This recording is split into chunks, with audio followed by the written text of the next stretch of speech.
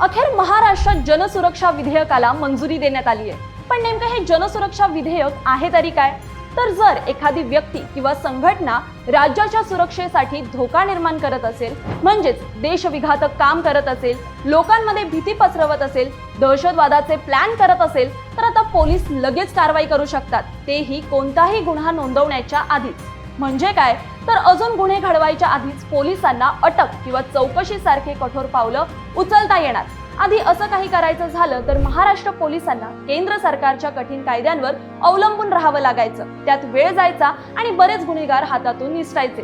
छत्तीसगड, ओडिशा, तेलंगणा या राज्यांत असा कायदा आधीच होता, पण आता महाराष्ट्रालाही स्वतःचं एक जबरदस्त शस्त्र मिळालंय।